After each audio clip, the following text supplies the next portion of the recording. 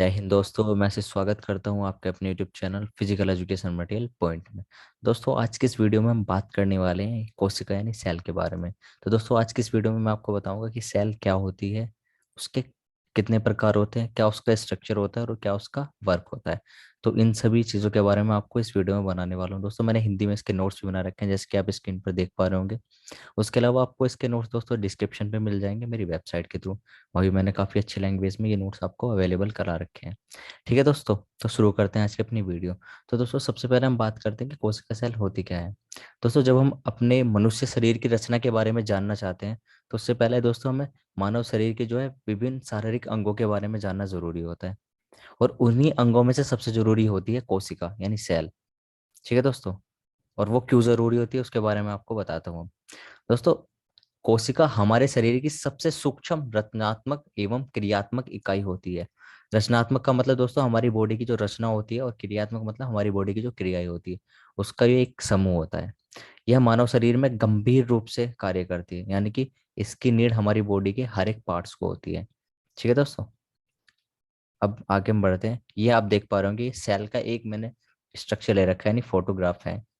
इसके अंदर पूरे इसके क्या पार्ट्स होते हैं, क्या इसका स्ट्रक्चर है एक सेल्स का। क्योंकि दोस्तों हमारी बॉडी में अलग अलग बॉडी पार्ट्सों में अलग अलग टाइप की सेल्स होती है। तो हर जगह सेल्स का स्ट्रक्चर और उसके अंदर ये जो पार्ट्स होते हैं अलग अलग होते हैं। तो ये एक तरह से एक नॉर्मल आप देख पा रहे होंगे फिगर है। इससे आपको आइडिया लग जाएगा कि क्या क्या इसके अंदर पार्ट्स होते हैं, लगभग कितने पार्ट्स होते हैं। अलग अलग बॉडी के अंदर अलग अलग टाइप की सेल्स होती है, ये भी आपको मैं बता दूं। ठीक है दोस्तों, अब हम आगे बढ़ते हैं। कहा जाता है कि जिस प्रकार एक एक बूंद से सागर बनता है, उसी प्रकार एक ही कोशिकाओं से मानव शरीर का निर्माण होता है। यानी कि जिस तरह से एक एक बूंद से सागर बना है, उसी तरह कई लाखों करोड़ों कोशिकाओं से मिलकर ही हमारा शरीर बना है। ठीक है दोस्तों, इसी के अंदर मानव शरीर की होने वाली सभी क्रियाएं होती है। यह बहुत सूक्ष्म होती है, इसे केवल सूक्ष्मदर्शी की सहायता से देखा जा सकता है। एक या एक से अधिक जो कोशिकाओं से मिलकर ही टिश्यू बनते हैं, और दोस्तों एक या एक से अधिक टिश्यू से मिलकर ही हमारे अंग बनते हैं। तो दोस्तों, टिश्यू जो बनते हैं वो एक या एक से अधिक कोशिकाओं से बनते हैं, और एक या एक अधिक से अधिक टिश्यू से मिलकर हमारी बॉडी के पार्ट्स बनते हैं, छोटे छोटे ऑर्गन्स जो होते हैं वो बनते हैं। ठीक है दोस्तों, अब नेक्स्ट हम आगे बढ़ते हैं। सन 1665 में रॉबर्ट हुक द्वारा कोशिकाओं को देखा गया था, जिन्हें ही इनका आविष्कारक माना जाता है। अगर हम रचना के बारे में बात करें, तो कोशिकाओं की रचना के अंदर कोशिका झिल्ली, जीव द्रव, कोशिका द्रव, नाभिक तक आकर्षक गोला आदि आते हैं। काफी इसके दोस्तों पार्ट्स तो काफी है, बट ये काफी जो रेयर केस में, यानी बहुत ज्यादा ही कोशिकाओं के अंदर ये पार्ट्स देखे गए हैं। क्योंकि जैसे मैंने आपको बताया कि अलग अलग कोशिकाओं के अंदर अलग अलग स्ट्रक्चर होते हैं उसके। उसी तरह से अब बात करते हैं दोस्तों हम स्ट्रक्चर ऑफ सेल। तो कोशिकाओं को केवल सूक्ष्मदर्शी की सहायता से देखा जाता है, नग्न आंखों से इन्हें देखना काफी मुश्किल है, यानी अति संभव ही है। कोशिकाओं के अंदर बहुत सारी संरचनाएं पाई जाती है, जैसे मैंने आपको बताया कि अलग अलग बॉडी के ऑर्गन्स पार्ट्स के अंदर अलग अलग होती है। इसमें दोस्तों आता है कोशिका झिल्ली, यानी सेल मेम्ब्रेन बोलते हैं इसको इंग्लिश में, जीवधर्व, कोशिका द्रव, नाभिक और आकर्षक गोलक। मुख्य रूप से कोशिकाओं के अंदर यह सभी पाए जाते हैं। सबसे पहले हम बात करते हैं दोस्तों कोशिका झिल्ली की। कोशिका झिल्ली कोशिकाओं के चारों ओर एक दीवार की भांति होती है। ये कोशिकाओं को दोस्तों कवर करके रखती है, कोशिका झिल्ली उसको प्रोटेक्ट करती है। ये इसका वर्क होता है। ये कोशिकाओं को पूर्ण रूप से ढकी रहती है, जो मुख्य रूप से कोशिकाओं को सुरक्षित रखती है। कोशिका शरीर में प्रवेश करने वाले सभी वस्तुओं पदार्थों को ग्रहण नहीं करती, जबकि कोशिकाओं झिल्ली में छोटे छोटे छिद्र होते हैं, जिनकी सहायता से आवश्यक पदार्थों को ही ग्रहण किया जाता है। यानी कि कोशिका के अंदर जो जो भी आवश्यक जैसे पदार्थ होते हैं, उनको तो ग्रहण कर लिया जाता है, और जो अनावश्यक पदार्थ है यह कोशिकाओं को ग्रहण नहीं करने देती। इसका काम ये भी होता है दोस्तों। इसमें छोटे छोटे छिद्र होते हैं, जिनकी सहायता से जो भी आकर्षक पदार्थ होते हैं, पोषक तत्व होते हैं, उनको ग्रहण कर लिया जाता है, और जो अनावश्यक तत्व होते हैं उनको ये ग्रहण नहीं करने देती। ठीक है दोस्तों, अब बात करते हैं जीव द्रव्य की। जीव द्रव्य क्या होता है? जीव द्रव्य वास्तव में एक बड़ा ही द्रव होता है दोस्तों, जो कोशिकाओं के अंदर उपस्थित होता है। यह मुख्य रूप से कोशिकाओं के भोजन का स्रोत होता है। दोस्तों, इसको हम भोजन का स्रोत कहा जाता है। यह जल की तरह पतला नहीं होता, जबकि गाढ़ा पदार्थ होता है। इसके अंदर कई अन्य तत्व भी सम्मिलित होते हैं। लगभग 3 से 4, 4/3 जो इसका भाग होता है वो दोस्तों वो जल से भरा होता है, 3/4। बाकी अन्य इसके अंदर काफी सारे तत्व पाए जाते हैं, जैसे इसके अंदर दोस्तों चर्बी, नमक, कार्बन डाइहाइड्रेट, प्रोटीन सम्मिलित रहते हैं। इस द्रव का नाम मुख्य रूप से जीव द्रव इसलिए रखा गया है क्योंकि यह मनुष्य को जीवन प्रदान करता है। इसके अंदर दोस्तों जीवन प्रदान करने के लिए जो भी आवश्यक पदार्थ होते हैं, तत्व होते हैं, द्रव होते हैं, वो इसी के अंदर पाया जाता है, जीव द्रव के अंदर। ठीक है दोस्तों। अगर यह द्रव हमारे मानव शरीर में यानी कोशिकाओं के अंदर प्रॉपर जो इसकी क्वांटिटी होती है उसमें नहीं होगा, तो उसमें क्या होगा कि हमारे जो है जीवन के लिए काफी हानिकारक हो जाएगा। ठीक है दोस्तों। तो अब हम आगे बढ़ते हैं, बात करते हैं कोशिका द्रव की। द्रव में एक और द्रव विद्यमान होता है जिसको हम कोशिका द्रव कहते हैं। ये द्रव पूर्ण रूप से पारदर्शक नहीं होता, मतलब दिख नहीं पाता ज्यादा है। यह पारदर्शक होता है। यह मुख्य रूप से जाली के समान होता है। इसके अंदर प्रोटीन, वसा, खनिज लवण एवं विटामिन जैसे पदार्थ जो होते हैं उससे मिलकर ये बना होता है। ठीक है दोस्तों।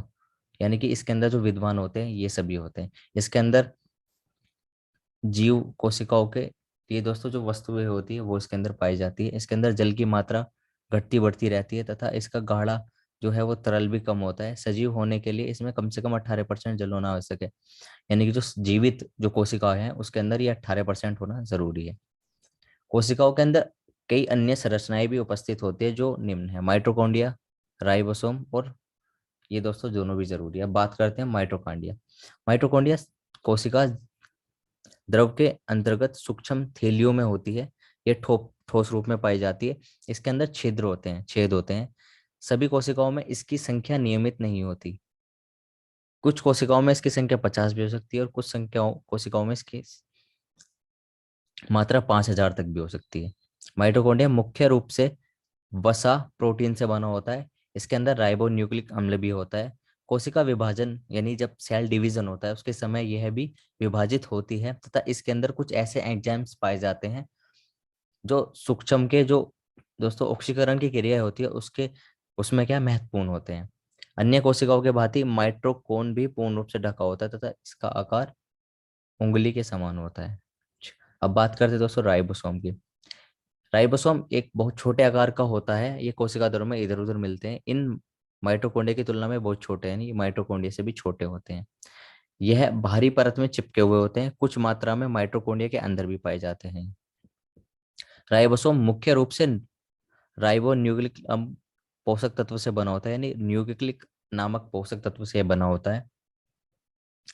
प्रोटीन तथा राइबो न्यूक्लिक अम्ल दोनों इसमें लगभग बराबर होते हैं। शरीर के अंदर जितने राइबोसोम की मात्रा होगी उतने ही शरीर के अंदर पोषक तत्व होते होंगे, क्योंकि दोस्तों ये पोषक तत्वों से मिलकर ही बना है, तो इसकी मात्रा जितनी अधिक होगी उतनी ही बॉडी के अंदर पोषक तत्व पाए जाएंगे। ठीक है दोस्तों। राइबोसोम की मात्रा भी सही होगी। यदि हमारे शरीर में पोषक तत्वों की कमी होती है तो राइबोसोम भी हमारे शरीर में बहुत कम होंगे। तो राइबोसोम दोस्तों हमारी बॉडी में जितने ज्यादा होंगे उतनी ही हमारी बॉडी के अंदर पोषक तत्वों की मात्रा होगी। दोस्तों हम बात करते हैं इसके अंदर कुछ और ऐसे इसके स्ट्रक्चर्स के पार्ट्स है जिसमें लाइमोसोम। दोस्तों इसका आकार छोटी थैली जैसा होता है। इसके चारों ओर पतली झिल्लियां पाई जाती है। दोस्तों इसके अंदर कुछ ऐसे एंजाइम्स भी पाए जाते हैं जो जीव द्रव को नष्ट करने की क्षमता रखते हैं। दोस्तों जो जीव द्रव पाया जाता है उसको भी नष्ट करने की क्षमता रखते हैं ये। कोशिका विभाजन की स्थिति में इसमें मौजूद जो एंजाइम्स होते हैं, दोस्तों कोशिका विभाजन एक ऐसी स्थिति होती है जिसमें कोशिका का क्या होता है दोस्तों, कोशिका का विनाश होता है, कोशिका नष्ट होती है। और कोशिका नष्ट होने के बाद उसके जो कुछ भाग रह जाते हैं वो आपस में मिलकर ही एक नई कोशिका का निर्माण करता है। तो दोस्तों हमारी बॉडी के अंदर लाखों करोड़ों कोशिकाएं पाई जाती है जो हर सेकंड या हर मिनट में नष्ट होती रहती है, और उन नष्ट हुई हुई कोशिकाओं से ही दूसरी कोशिकाओं का निर्माण होता है दोस्तों। तो वही ये लाइमोसोम के अंदर एक ऐसे एंजाइम्स पाए जाते हैं जो कोशिका द्रव, जो जीव द्रव पाया जाता है दोस्तों, जिसको जीवन का द्रव कहा जाता है, उसको नष्ट करता है।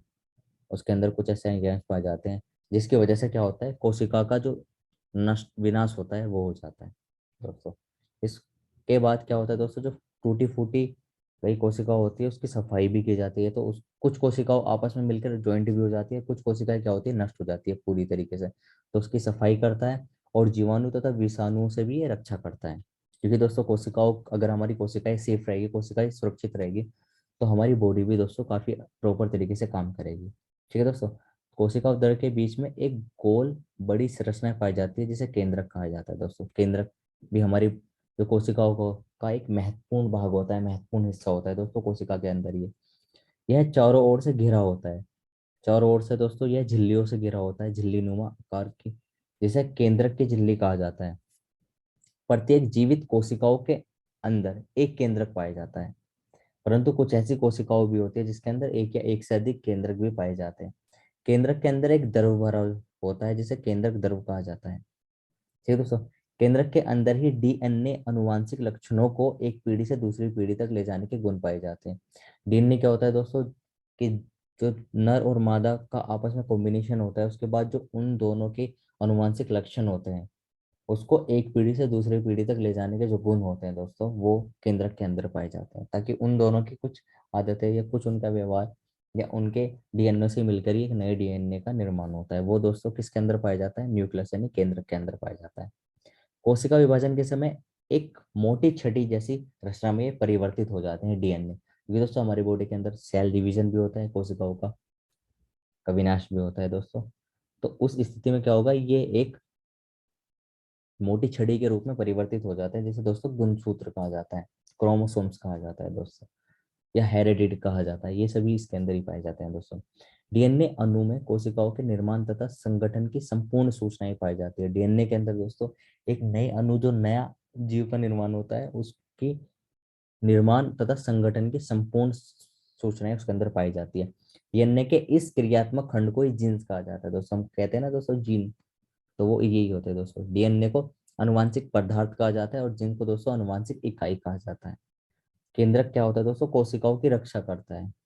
केंद्रक को दोस्तों कोशिकाओं की रक्षा करता है। केंद्रक को कोशिकाओं का मस्तिष्क भी कहा जाता है, क्योंकि ये उसकी पूरी की पूरी एक्टिविटी पर नजर रखता है, या ये उसकी पूरी की पूरी एक्टिविटी को नियंत्रित करता है। कौन? केंद्रक, न्यूक्लियस। ठीक है दोस्तों, क्योंकि यह कोशिकाओं कोशिकाओं के सभी कार्यों पर नियंत्रित करता है।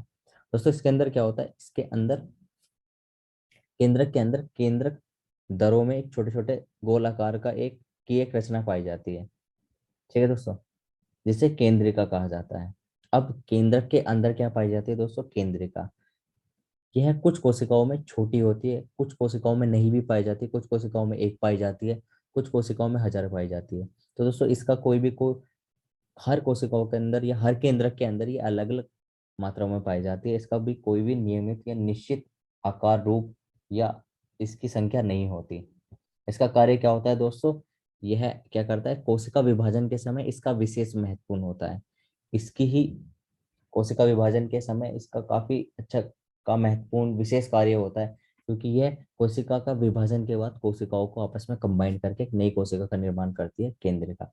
दूसरी बात ये दोस्तों, ये केंद्रक को पर भी नजर रखती है, यानी केंद्रिक का जो होती है वो केंद्रक के कार्यों में भी मदद करती है उसके, क्योंकि ये उसके अंदर पाई जाती है। ठीक है दोस्तों, अब हम बात करते हैं कि कोशिकाओं के क्या क्या कार्य होते हैं, वर्क ऑफ सेल्स।